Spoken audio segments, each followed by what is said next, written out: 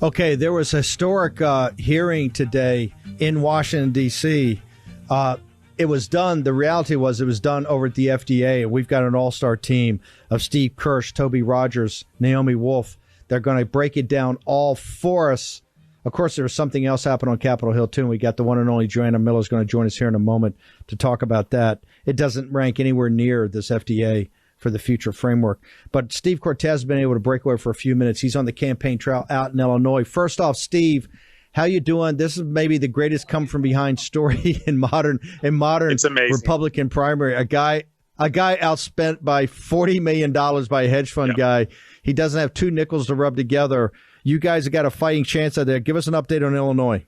Oh, Stephen, listen, not to be cocky, and the polls are still open here until 7 o'clock local time. So if any Patriots in Illinois are watching, please get out to the polls. But, Steve, I think we've got more than a fighting chance. Again, we're not arrogant, but we're very confident. The latest polling from Trafalgar shows that Darren Bailey is up by better than 2-1 over his closest rivals. And you're right. Hedge fund mogul, the richest man in Illinois, Ken Griffin, Kenny G, as I like to call him, he thought he could buy this election, and he put a puppet stooge candidate who's a radical Democrat. He put him into the Republican primary, and he thought through saturation advertising that he could fool the Republican primary voters. Well, that is not happening. And Darren Bailey is the antithesis of that. He is authenticity itself. And I barnstormed the state with him quite literally. We got in a propeller plane and went all over the state of Illinois, from the hamlets of downstate all the way up to Cook County, from downstate to downtown. And Steve, he is resonating strongly. The deplorables in Illinois are rallying to him and his message. And what I also want to tell you, Steve, is that from Heartland America, I'm speaking to you right now from Effingham,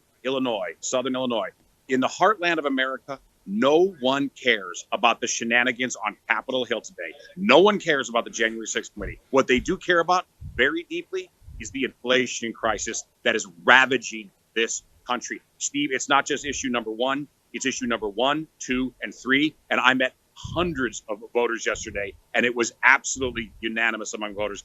That is what they are most concerned with. That's what they want to see addressed by candidates in these elections.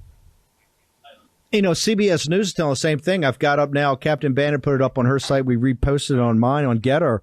CBS did a poll, Steve. It hits exactly what you're saying. 83% interest in inflation, 82% in the economy, 70% in crime.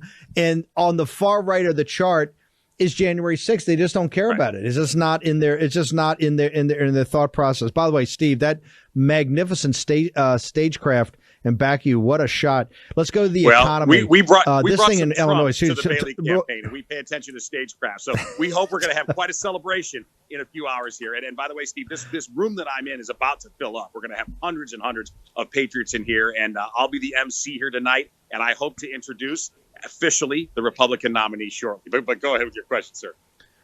No. Here's what we want. We want everybody in the war room that's in the area. We want everybody in the war room to go there and say hi to Darren and Please. Particularly Steve Cortes, and give him a big war room gathering. We'll have Steve give the directions at the end. Steve, about the economy today, another pretty brutal day on what America cares about. Walk us through what happened.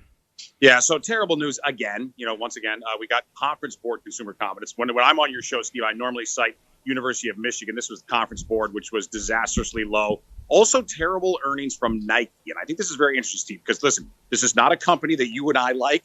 This is not a company that the deplorables like. They have sold out to China in every way. They sponsor all kinds of cultural corporate Marxism. So I'm no fan of Nike. But having said that, Steve, Nike is a pretty good gauge on what is going on with the consumer in the United States. Nike is down 7% today. And if we have chart number 1, if they have that ready, I'd like to show the audience out there just how bad the trade has been for Nike and what it did under President Trump versus what it has done so far with Biden in office.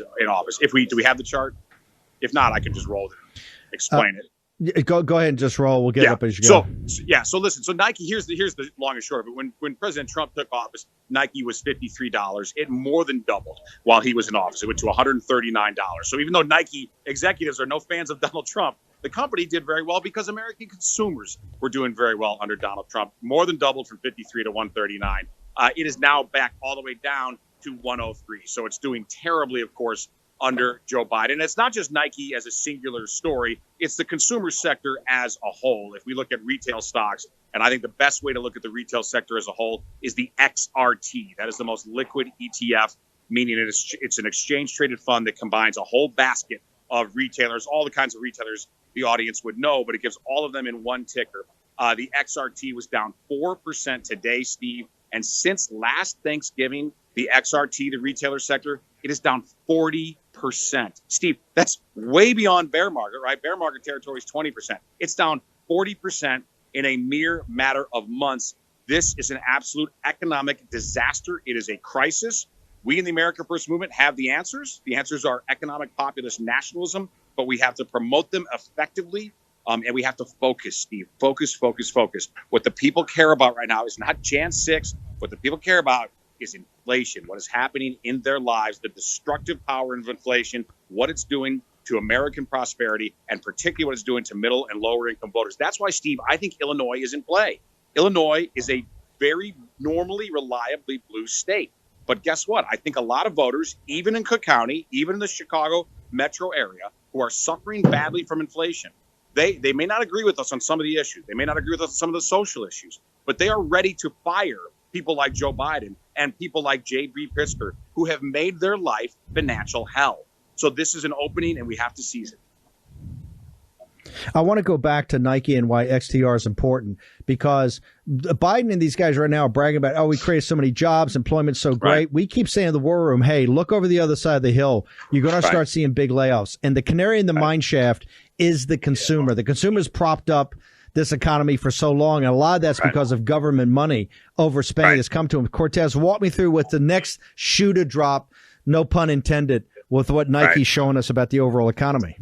No, exactly. Bragging about jobs coming back, those are not jobs created. You're exactly correct. Those are simply jobs coming back to some semblance of normalcy. They would come back a lot faster if we had a better economy, if we didn't have this kind of inflation, and if we didn't have onerous and unscientific vaccine mandates, which are still keeping millions of Americans out of the workforce. Unfortunately, that's the reality as imposed by Joe Biden. But what Nike tells us, Steve, when a company that big and that sophisticated, when it drops 7% in a single day, right, and a company that is that watched by Wall Street, in other words, this was incredibly surprising to Wall Street, that tells you that there are systemic problems, right, that these are not temporary. There's nothing transitory, the favorite word of Jerome Powell and Janet Yellen and Biden and Jen Psaki, right? That ridiculous, the most overused word of 2021, transitory. There's nothing transitory about these problems. And I think Nike is the latest data point that is revealing that consumer pain. Steve, the consumer simply cannot handle these levels of prices. And we see it's, again, not my opinion. And it's not just Nike, not even just the XRT, as important as those factors are. Let's look at the savings rate. The savings rate, which is absolutely plummeting right now in the United States. The only way that Americans were able initially to handle the Biden inflation was through an explosion in credit card debt. Well, that can only last so long, especially in an era of rising interest rates. So Americans have already used up that credit, and they're now up against the wall. And we see it in consumer confidence. We see it in stocks like Nike, in sectors like the XRT. So again, though, Steve, too, we have to respond with answers. So here in Illinois, let me be specific. The state of Illinois has the highest gas in America except for the West Coast. That's outrageous. All of the neighbors of Illinois, all the states in the Midwest that touch Illinois, if you look at them on average, their gas is 68 cents a gallon cheaper than Illinois. So the inflation crisis is a national crisis, and it was created by Joe Biden and Pelosi and Mitch McConnell. However, it is worse in the places that are run by blue politicians like J.B. Pritzker. Gas here is 84 cents a gallon more expensive than next door Missouri. So again, it's a national crisis, but it's made far worse by people like J.B. Pritzker. So what does somebody like Darren Bailey have to do? He has to make the case that he is going to slash gasoline taxes, that he's going to slash the overall cost of doing business in the state of Illinois to attract capital back here, a state where millions of people and tens of thousands of businesses have led this state for better jurisdictions like Texas and Tennessee and Florida. Those trends can and need to be reversed. And again, I think there's historic opportunity here. Let's remember, Steve, in 2021, when things weren't nearly as bad economically as they are now, conservative Republicans swept all the statewide offices in the Commonwealth of Virginia, which was considered a deeply blue state. New Jersey almost very, very nearly pulled off a massive upset in deeply, deeply blue New Jersey. Again, things are much worse now economically than they were in 2021. But New Jersey and Virginia tell me that places like Illinois are in play. And believe me, I will tell you this, Steve, if and when we prevail tonight, Darren Bailey becomes the official Republican nominee, I am going to give JB Pritzker, no rest. I'm going to be attacking him with facts, with data, with arguments and persuasion, nonstop from now until November. Folks in Illinois got to understand he's already running for president. He's in New Hampshire right now trying to push his presidential campaign. Steve, tell the War and Posse how they get to this event tonight. Yes, so we are in Effingham at the Holiday Inn. Please come. Would absolutely love to see you here. And if you can't, please check out Bailey online. It will be live streaming, and it's going to be a big, fantastic night. Again, we're not cocky, but we are confident, and we're going to try to really save this state to restore Illinois. How did they get to you on social media? Yeah, please find me on the Getter. I'm at Steve, very simple. And then over at the Twitter, I'm at Cortes, Steve Cortes with an S. Steve Cortes, thank you very much. Great economic report. We've still got the most important hearing that took place today at the FDA. Absolutely monumental. We're going to get to three experts, but I got to go to this fiasco on Capitol Hill. Joanna Miller. Joanna, give me your assessment of what you saw today from, well, anyway, I won't refer to as Two Sugars as we did in the earlier show as Meadows' assistant. But Joanna, you spent a lot of time in the White House. You were the wingman for Peter Navarro. You've been a grinder ever since I've known you. You put your nose to the grindstone. You put your shoulder to the wheel. You never relent. Give me your assessment of what you saw today, ma'am. Yeah, so basically Cassidy Hutchinson, who I interned with before we both became staff, she essentially went from a Hill intern, a White House intern, to a staff assistant, glorified, somehow became a commissioned officer, even though her main priorities mostly consisted of delivering signed Trump hats to Capitol Hill. So I just want to break down some of the things that she talked about today. Firstly, she talked about how scared she was days before, leading up to the January 6th rally, when I watched her come out of that motorcade, she was like dancing around, having a great time, just enjoying being with all the senior advisors and senior leadership in the Trump White House. She talked about how Trump tried to grab the wheel and steal the car back to the Capitol. That's not even possible, given the position that the president sits in the motorcade. So I don't know where she got that from. He barely knew this girl, didn't even know her name before today. And she also talked about how Secret Service wasn't letting more people into the rally because they were armed. Secret Service doesn't disclose this kind of information, especially not to staffers like her. She never interacted with these officers ever. So basically, what I'm seeing here is an opportunity for her to become famous after she got rejected from being a staffer at Mar-a-Lago, which she badly wanted to do. And then she just decides to become a January 6th hero. And this is an opportunity for her to become famous. You could tell she was smirking and very pleased with herself and her statements today at the January 6th hearing. And really, it just was an opportunistic thing for her to spread her name everywhere. And she just totally spewed lies the entire time. And the last thing, there's no cross-examination for this kind of hearing. So there's no real evidence that this girl needs to present when making these claims. And she said a lot of, I heard to the effect of, and I heard Marjorie Taylor Greene, ask for a pardon, instead of really backing that up with evidence. So the whole thing was a lie. Yeah. By the way, when I've either been in the Suburban or the B, she kept interchanging them from the clips I saw. There's always, unless they change it, there's always a plexiglass shield between the drivers and the president. But I'm sure they'll work that out over the next couple of days. One last thing. I just want to make sure that we got this right. You said that she did request to go to Mar-a-Lago and be part of the staff in Mar-a-Lago, but she was turned down. Is that correct? Yeah, and basically she had badly wanted this. There's reports. There was reports like when the president was heading down to Mar-a-Lago of potential staffers, and she wanted this, and she got rejected, and that's that. So she didn't make the cut because she was mediocre at best, and she was mad about it. And I bet that was the reason she decided to become a January 6th unselect hoax committee celebrity. Joanna, how do people get to you on social media, ma'am? Getter and Truth are Joanna Miller. My Twitter is USA_Joanna, and my Instagram is Joanna Miller 1026. We need to get you back on. We got to talk about our favorite topic that's still not getting resolved and the sweeping it under the rug. Joanna Miller, thank you so much for taking time away today to join us. Thank you, Steve. Okay. Something very monumental happened today And we've got three tremendous professionals, experts that are going to join us. This FDA that Rogalski and Toby Rogers were able to alert everybody to. We also have Steve Kirsch, Naomi Wolf. I want to start with Toby. Toby, give us your assessment. I understand it started at 8:30 this morning, so which have been, I think, your West Coast, 5:30 your time. You had this brilliant article that you said, hey, this could be the end of science. From what you saw, sir, where do we stand?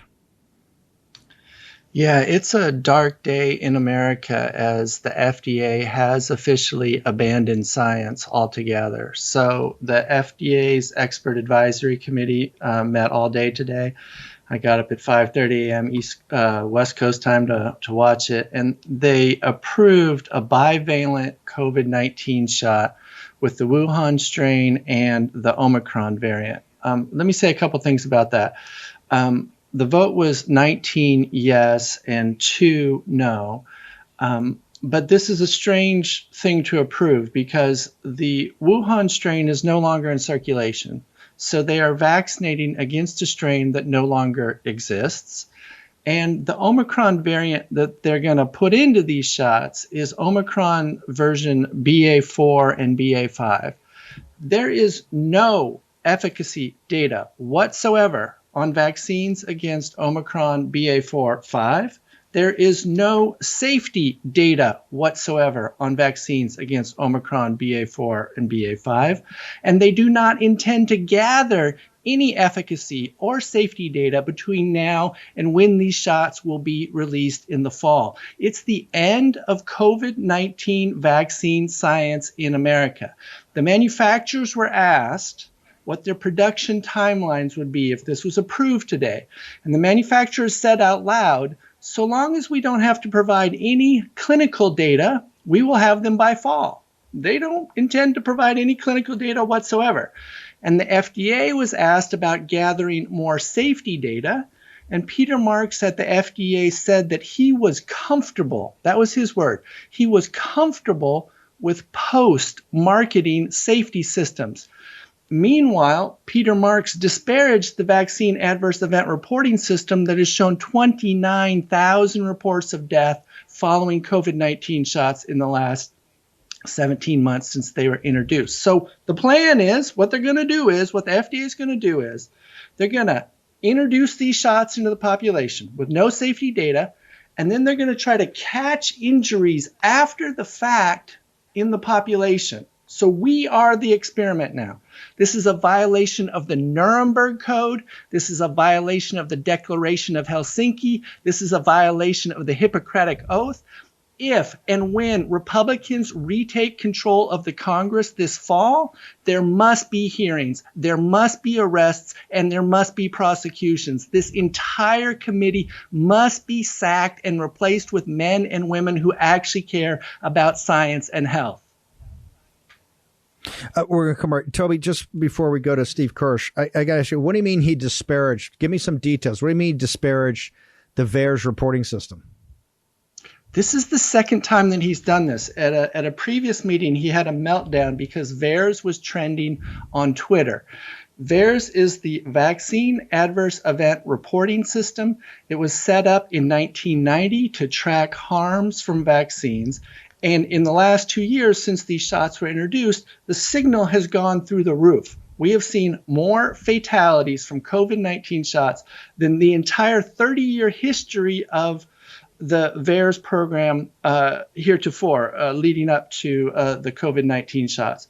So he had a meltdown at a previous meeting where he said, well, we can't establish causation here, we don't really know. And that's completely disingenuous. The VAERS system is the canary in the coal mine. It exists to show a signal that invites further investigation. And what the FDA does instead is to just dismiss it and say, well, you know, things happen. And they don't follow up, and they have no explanation for why the rates of fatalities went up. Steve has the best numbers on this, 60-fold between 2020 and 2021. They have no explanation for that. And so they just expect us to trust that this is all just coincidence. Coincidentally, 29,000 people reported fatalities to VAERS. And I will say this, the overwhelming majority of reports to VAERS are from doctors, nurses, and healthcare professionals. It's on the order of 83%. So he is disparaging doctors, nurses, and healthcare professionals who are reporting, as they should, to VAERS the injuries that they're seeing following COVID-19 shots. It is, and so he did it again at this meeting. He said, well, there's VAERS, but, and then he switched to talking about a different safety system that nobody's ever heard of. So it's... Hang on one second. Hang on one second. Just stay right there. It's outrageous. Kirsch, you've been all over this. Let's bring in Steve Kirsch now. Steve Kirsch, I know your head's been blowing up all day. Walk me through your assessment, sir. Well, I second everything that Toby just said. So this is, I'm not as emotional about this because I've been through these meetings before and I've already been upset enough. And so I'm a lot calmer about this stuff as business as usual for these guys. But, Toby has certainly the right to be very emotional about this because, what they did, of course, is absolutely ludicrous in terms of approving this by a vote of 19-2. And they didn't even vote on the future framework at all. They basically just bypassed that and just said, hey, this vote on this vaccine will essentially is kind of like a 2-in-1 vote. It's a vote for the future framework because we just started it. We're not even going to vote on it. This basically, by approving this vaccine, they just implicitly approved the future framework. So there was no special vote on the future framework. So essentially what they're doing is they're taking hold on. Explain to people why that's so important, why this future framework was supposed to be the linchpin of this, why that's so important that kind of got approved by acclamation today or implied. Yeah. So the future framework says that instead of having to go through the whole process that they go through the clinical trials and the safety studies and so forth, for every time they reformulate a drug, the future framework says, hey, we can reformulate the drug and we'll tell the FDA what the reformulation is. And if they approve, then we can just get an expedited approval on this drug without having to go through the standard safety studies and so forth. So instead of starting from scratch each time, you can basically short circuit the whole process. So the future framework is all about expediting approval of a variation of an existing drug. It's saying, hey, if we tweak the formula by adding support for going after another variant, then we're not going to require the same level of scrutiny and testing and safety studies and so forth as if it were a new drug, because it's not a new drug, it's just a tiny variation. And the theory is because it's such a tiny variation, we don't have to go through this process. And so we streamline it. So that's the concept behind it. Did they? And, did they have did they walk through and have a whole detailed presentation on that and debate and have, these people that James Rogowski had gotten on to give testimony? I mean, I thought this was one of the hard stuff. How did they approve it by approving what they approved on the vaccines itself? They just did it. They approved these vaccines without the requisite safety and efficacy data, and it's just inexplicable. I did not watch the whole thing. Toby got up early to watch the whole thing, so he could probably give you more details on that. But this is just they basically have a broken process, and they have broken safety monitoring, post-marketing safety monitoring. Boy, that is as broken as it comes. And they even, there was a FOIA, Freedom of Information Act request that was given to the CDC to ask about the safety monitoring. And the very first safety monitoring, the very first time they looked at the VAERS system was in early April, even though the VAERS was just screaming, this is a danger, people are dying, back in January. They didn't even look. They didn't even issue any reports until April. And even in April, they didn't have any comparative stuff that says, hey, these numbers are off the charts. They just said, hey, here are the numbers. And that's what the reports that they generated. They didn't do the safety monitoring that they pledged to do. They just basically just have some reports that say, hey, here are the numbers. Have a nice day. And so we clearly see a very broken process at the FDA. And now they're going to streamline that broken process so they can approve more drugs that are unsafe for America. Okay. Steve, just hang over a second. I'm going to ask, we got Naomi Wolf. I've got Toby Rogers, Steve Kirsch. This is what Toby Rogers says is regulatory capture writ large. We're going to take a short commercial break when we come. We've also got a very special guest appearance by someone I know that's in a hurry, so we're going to slip him in here and have him give us an update. But this is a monumental day and not on a good side. I agree with Toby. This shows you the lawlessness and the breakdown of a system. You're seeing the collapse of a complex system right now, as I keep saying. Short commercial break. We're going to return to War Room Battleground in just a moment.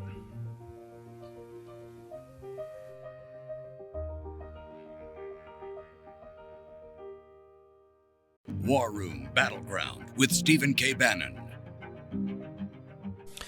Okay, welcome back. And there's breaking news now by Peter Alexander of, I think, Peter over at NBC. And this is what upsets me so much. We have one of the most important hearings that took place today in Washington, D.C. We have three experts, Toby Rogers, Steve Kirsch, Naomi Wolf, who have warned us about this day. The FDA, not just for children, but for the overall how process works and how science works. That's incredibly important. I've had to take time away in this show, and I had to take it away in the first show. You know, we pride ourselves on signal, not noise. To cover this fiasco on Capitol Hill today, and I actually carved some time out in this show to have Joanna Miller for a couple of minutes. Now, breaking news. This is Peter Alexander.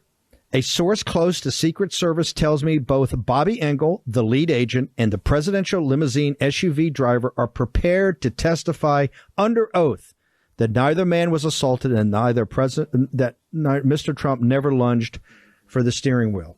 I want to make sure Denver's got that up. This is for us to have to take time on this. It's unbelievable. A source close to Secret Service tells me both Bobby Engel, the lead agent, and the presidential limousine SUV driver are prepared to testify under oath that neither man was assaulted and that Mr. Trump never lunged for the steering wheel. This is what we said in the previous hour. And now it's out with NBC, I think the lead White House correspondent for NBC News, or one of the lead correspondents for NBC News. Okay, I've got to get back to the FDA. That's the signal. We got Rudy Giuliani. Rudy, what's going on in New York State? It's a barn burner. We open with Cortes in Illinois. It may be a massive upset win there tonight. We don't know. They spent $40 million against Darren Bailey. Andrew Giuliani started with not two nickels to rub together in this campaign. It's been just unbelievable what this kid's done. Give us an update of what you're hearing around the state, and how can people with a couple hours left, where are they supposed to go? I just checked around. I called upstate. I talked to Bob Lonsberry up there. He says it's close. He thinks Zeldin has completely folded in upstate New York. He thinks the race there is between Andrew and Astorino. In New York, we had a heavy turnout in New York City, which, of course, is very good for us because this is where Andrew is the most popular. Staten Island, massive turnout. We're 8 out of 10 there.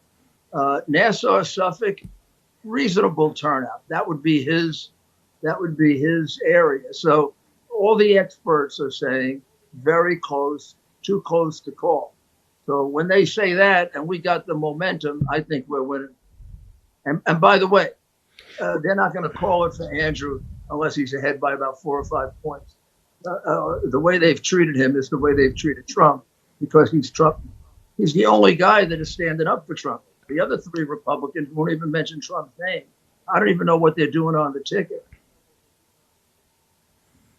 Rudy, how do people? There's a couple hours left, I think, in New York, right, to vote. How do people that have not gotten to polls? Where are they supposed to go? How do they check in? Where do they find out? What's your website? You go right online. You look up where your polling place is. It's probably just a few blocks away. Short walk, nice night. Just hit Giuliani A year from now, this will be a safe state. I guarantee it.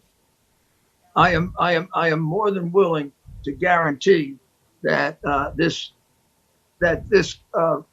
will be the safest state in the country, without any exception. By the way, we got to win tonight, because then when Andrew wins in November, he puts the executive order. Eric Adams will report to you under emergency. I'm waiting for that day, Rudy. I'm waiting for the day that he fires Bragg, and that Eric Adams in the chain of command has got Rudy as parental supervision. That's going to be a big day for us, Rudy Giuliani. The jackass today accused me of filing a false report that I was attacked and signing it. The idiot doesn't realize I didn't sign it. His police officers did. They did the investigation. They're the ones who charged assault in the second degree. They're the ones who looked at the tape. I didn't sign a damn thing. But he's too stupid to know the law, because he really wasn't a cop. He's a make-believe Democrat idiot. And this is what we've had in New York for 20 years. Andrew is the only one. I don't want to. Go ahead. Yes. And by the way, I don't want to say that called that early, and some guys named Bernie and Rudy disagree with me. But hey, I called it early about being a cop. Okay, one more time. How they get to your social media? How do they get to your show? I'm always right, Rudy. Show. It's Rudy it's Giuliani CS.com. And right now, don't worry about my show. Go to the polling place, hit Giuliani. I guarantee you, this will be the safest state in the country within 2 or 3 years. What I did for New York City, he's ready to do for New York State, except he'll do it better. It's an improved plan. And like General Flynn said, this guy's got leadership ability, and Zeldin's got none. And he commanded Zeldin. Can you imagine? Your commanding officer says you don't have leadership ability. I go put myself in a closet. Rudy Giuliani, honored to have you on here, America's Mayor. We'll check in for you guys, you and Dr. Ryan later tonight. Yeah, and keep going on that other story. It's very important. I was listening to it. Critical. It's huge. Rudy, thank you very much, brother. Thank you. This is what upsets. It hadn't taken time away today for both hours to cover this nonsense on Capitol Hill when we got something important. I want to go to Naomi Wolf. Naomi, you warned us this day was coming, ma'am. You warned us over a year ago. Walk us through what the FDA did today. Well, I don't right, but I think you've got it fully covered by your previous guests. They are lawless. They're a rogue agency.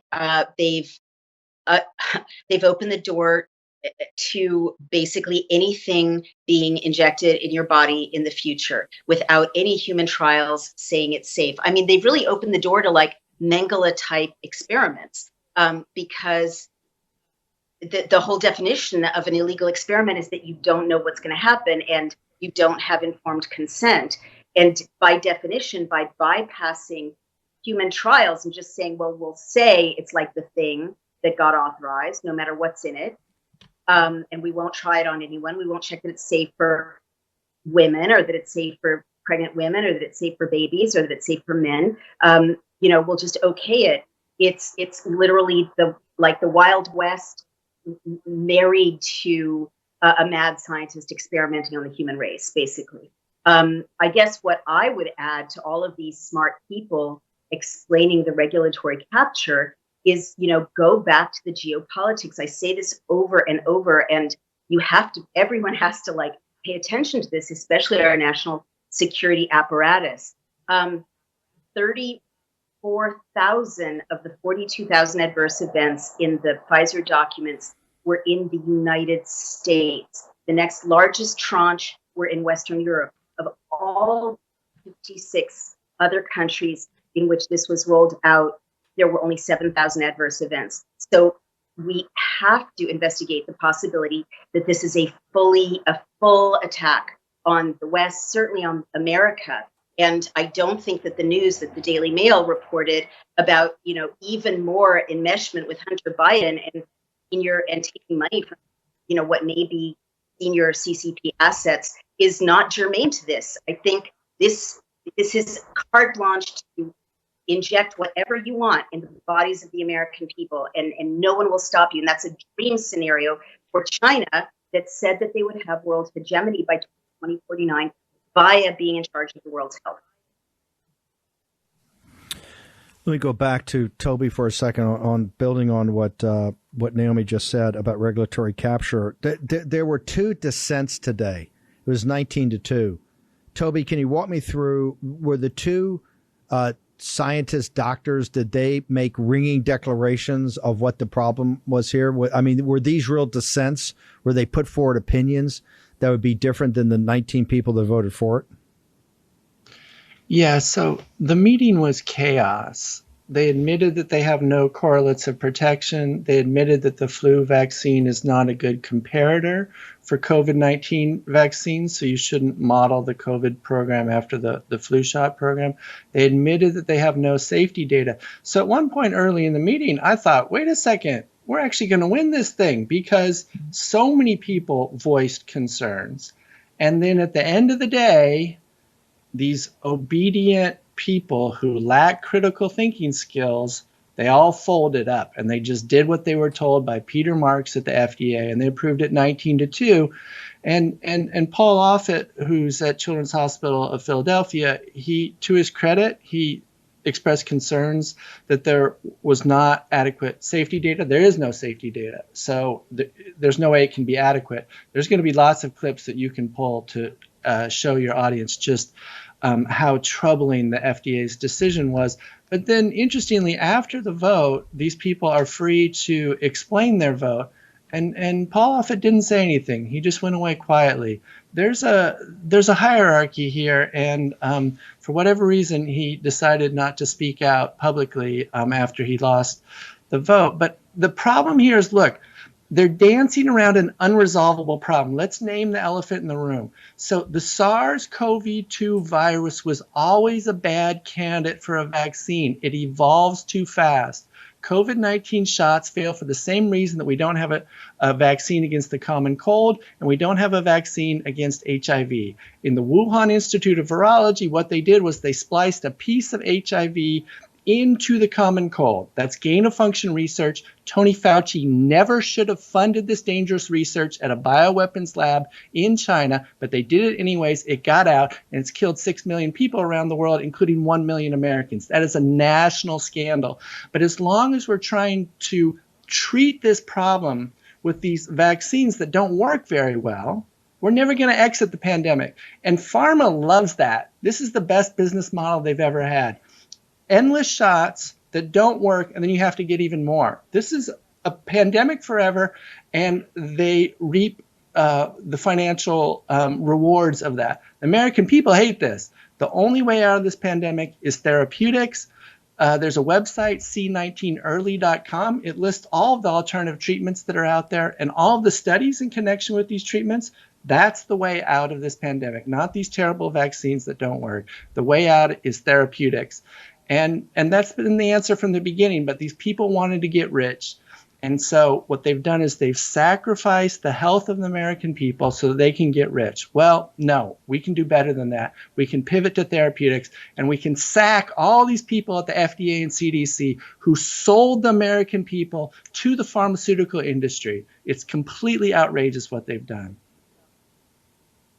Steve Kirsch, your road to Damascus, you started as somebody that was a big supporter of this, and then the scales came off to your eyes as you got into the details of it.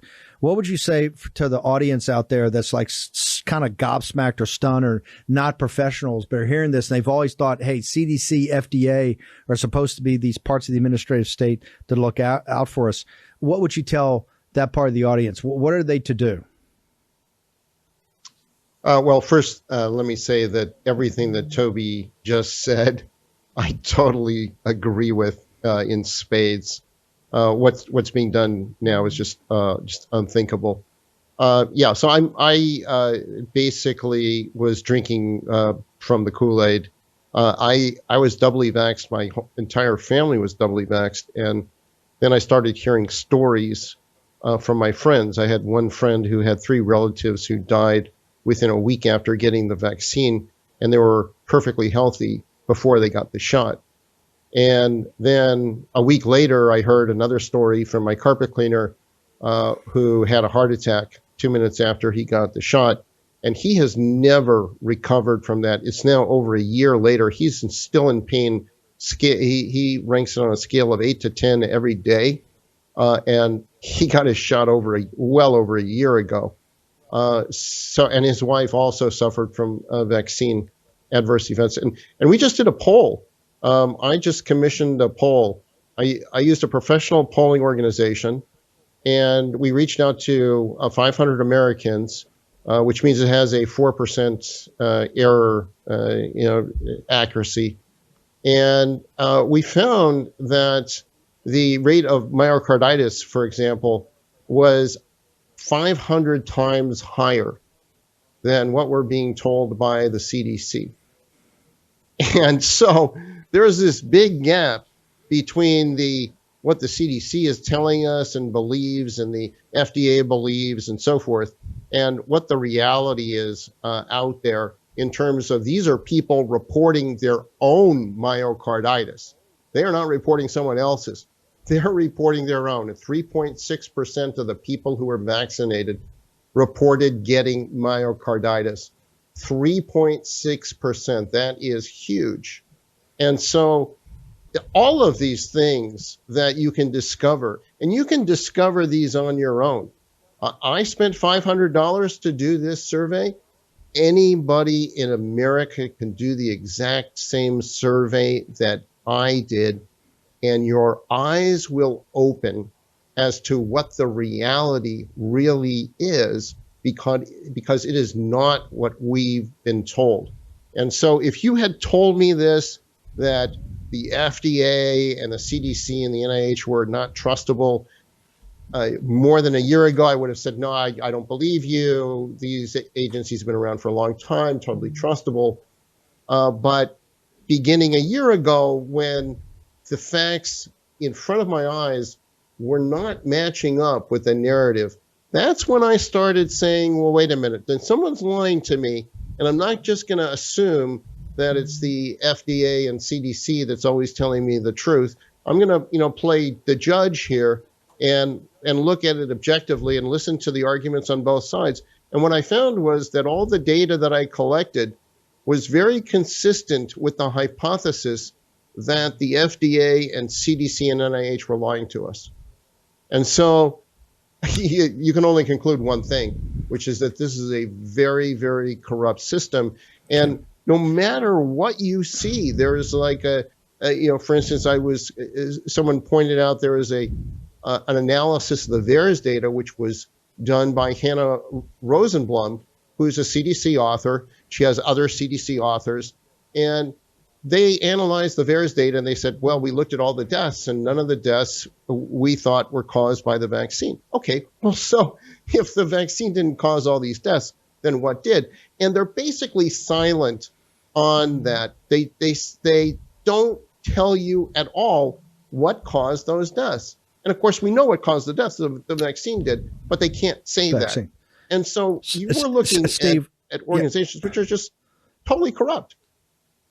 No, we've got to bounce. I want to make sure people get to your Substack and all your writings, your website. What is it? We're going to have you guys back on for a deeper drill down. Sure, Steve how Kirsch, do people get to your writings?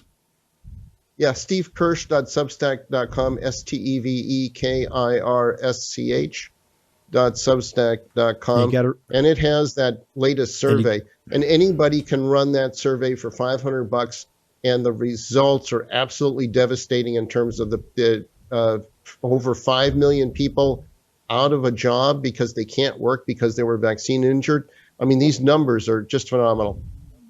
Stagger. Steve, thank you. We're going to get you back on for do a deeper drill down. Naomi, we got to bounce, but people have got to get to your site. Particularly, we got to talk about the legal strategy going forward. You've pulled this all together. It's so out of control and outrageous now. It's just gone next level. How do people get to you to join essentially your crusade against this? Thank you. Go to dailyclout.io and help us there, read the reports from the volunteers, and do also look at Daily Skeptic, which shows worrying signals in the UK HSA. Pregnancy complications are up 24%. So it's dailycloud.io. I'm on Getter as Naomi R. Wolf, and The Bodies of Others explains how we got here. You have to read The Bodies of Others. You will not put it down. The Journey of Naomi Wolf. Cassandra, as I call her. Naomi, you're absolutely brilliant, and this thing it's now officially out of control. Thank you so much. Body of Others, go to Amazon, Barnes & Noble, or All Seasons Press. Toby, once again, Toby, how do people get to you? Yeah, thanks for having me on the show. So people can find my writing at tobyrogers.substack.com. tobyrogers.substack.com, and I'm also on Getter at Utobian, Utobian. We're going to get this all sorted out. We'll get you guys back on. It's outrageous. Terrible, terrible day, and it ain't that fiasco up on Capitol Hill. This was the real deal. This was the signal. This FDA thing's outrageous. Let me bring in Michael Walsh. Michael, we're going to put you back on tomorrow, but I got to get everybody to read this article tonight. Tell me about your book, The Great Reset.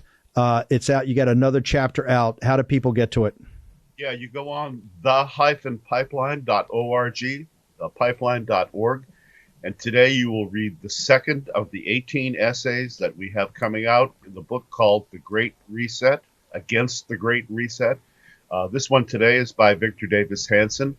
And to tie into your COVID discussion, Steve, we've got one coming next week by Douglas Murray, which treats the COVID problem.